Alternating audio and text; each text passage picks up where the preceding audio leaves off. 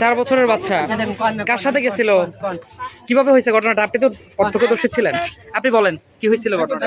আমি বাড়িতে ছিলাম দাদি জি, বলেন তো একটু। আমি বাড়িতে ছিলাম আজ তো দাদি আজ কইতারি এই আপনি তো দেখছেন, প্রত্যক্ষদর্শী আপনি, আপনি প্রত্যক্ষদর্শী না? বলেন না কি হয়েছিল ঘটনাটা, বলেন বলেন, অসুবিধা নাই, কি হয়েছিল ঘটনাটা? মানে চাচার লগে আইছিল আর জি আসি দেখলাম গাড়ির মধ্যে সাইডে খাড়াই ছিল, সাইডে খাড়াই এরপর কমারপয়েন্টটা আইছে পিছিয়ে চাকার মধ্যে পড়ে গেছে। এরপর আমি মেডিকেল ডক্টর দিয়েছি। দোষ গাড়ি হলো হ্যাঁ গাড়িওয়ালা মারি দিছে। গাড়ির যে চালক তাকে আটকানো হয়েছে। আর আপনার বাচ্চা এখন কি অবস্থা? মারা গেছে? বাচ্চা মারা গেছে। আচ্ছা, এটা কোথায় হয়েছে? এই যে নাতের ফটো গাড়ির স্ট্যান্ড শেরাটনের সামনে, শেরাটন রেস্টুরেন্টের সামনে। আপনার কখন হয়েছে ঘটনাটা? 3টা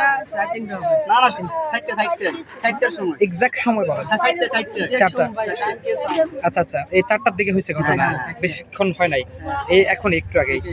আচ্ছা আচ্ছা, তো পরবর্তীতে এই হসপিটালে নিয়ে আসে, তারপর হচ্ছে গিয়ে ডাক্তার জানাইছে যে মারা গেছে, না মৃত ঘোষণা করছে।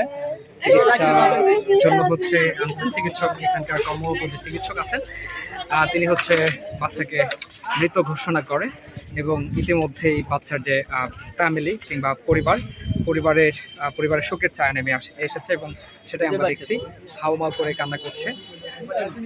আচ্ছা, যে চলে গেছে, বাচ্চা ছেড়ে চলে গেছে কেন, এটা একটু জানতে চাই। বাচ্চারে, ছোট বাচ্চা, 4 বছরের বাচ্চা, তাকে কেন হাতছাড়া করে চলে গেল? এটা কি এমন কাজ ছিল তার? মূল বিষয়টা জানে, সে এখন এখানে নাই। আপনি তার থেকে আমি এটাই তো বললাম, এটাই বলতেছিলাম যে চাচা কোথায়, চাচার বক্তব্য তো লাগবে। আমি তো কইতেছি ঠিক আছে, চাচা নাই এখন এখানে নাই। আচ্ছা ঠিক আছে, থ্যাংক ইউ। ও আসলে আপনি পরে নিয়ে